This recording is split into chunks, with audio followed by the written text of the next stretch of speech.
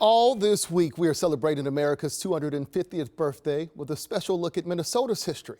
Tonight, how Minnesota's story is really a story built by waves of migration from native nations and European settlers to refugees and immigrants from around the world. Chris Harapsky shows us how each generation helped shape the place we know today. It is known today as the Star of the North, a hub of tech, culture, and Fortune 500 giants. But the story of the land we call Minnesota is an ever-shifting story of migration. It's always true that there are new groups coming into Minnesota, and it's always true that somebody is a little freaked out by that. That was true in the 1860s and 1870s. It was true in the 1920s. And in some cases, it's true today as well. Going back 250 years, Minnesota, as it would become, was home to many indigenous populations. The Dakota in the south and west, the Ojibwe in the north, with smaller numbers of Ho-Chunk, Iowa, Cheyenne, and others moving through the territory. A lot of times people look at the history of the United States of America and they start maybe with the first French fur trader, British occupation or American conquest. But there were tens of thousands of years of history here. Before that, that's indigenous history. European settlement started first with explorers, then fur traders from France and England. After the U.S. Revolution, a series of treaties would open up the Minnesota Territory to white, Yankee, and European settlement. According to the Minnesota Historical Society, from 1850 to 1860, the population grew from 6,000 to 170,000. As late as 1855, Native Americans constituted the majority of Minnesotans. But that changed in the mid-1850s as large waves of immigrants and migrants, mostly from places like Germany and Scandinavia, began to move and take up farmlands in Minnesota. Logging and mining booms and free federal land from the Homestead Act turned Minnesota into a European melting pot.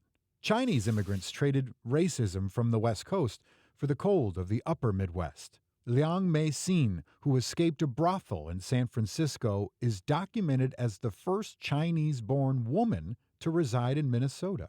By 1890, an astonishing 40% of the state's population was foreign-born. The national average, 11%. And you could find foreign language newspapers in German and Swedish and Norwegian and Polish. All of these languages are being spoken in the schools and in homes and in places of business. We were an immigrant community from the beginning of the state. With new routes established, immigration slowed in the early 20th century. Anti-immigrant nativism arose during World War I, along with the 1917 Immigration Act from Congress requiring literacy tests and a ban on immigrants from much of Asia. But over the next few decades, Mexicans displaced by the Mexican Revolution came to Minnesota, as did African Americans fleeing the Jim Crow South. By the 1920s, you see neighborhoods like North Minneapolis, you see neighborhoods like Rondo up here, as African Americans begin moving into the cities, but also into small towns as well, places like Moorhead, where they're establishing themselves as small business people. African Americans are really moving in this period. Over the last several decades, Minnesota's demographic transformed again as a respite for refugees. For former soldiers, it was a real safety risk. And that's why the soldiers also were the first one to be given political asylum by Americans. The loss in Vietnam and the fall of Laos catalyzed the mass emigration of Hmong across the world, with Minnesota becoming the largest concentration of Hmong people in the U.S. The population of Laos in 1975 was only about 300,000. So imagine about half actually immigrated abroad, not all to the U.S. They went to France, to Australia, Canada, but the majority did come to the U.S. In the 1990s, the Twin Cities became home to the largest Somali population outside Somalia. Recent new arrivals from the Latinx community, India, China, and East Africa continue to rewrite the state's cultural script.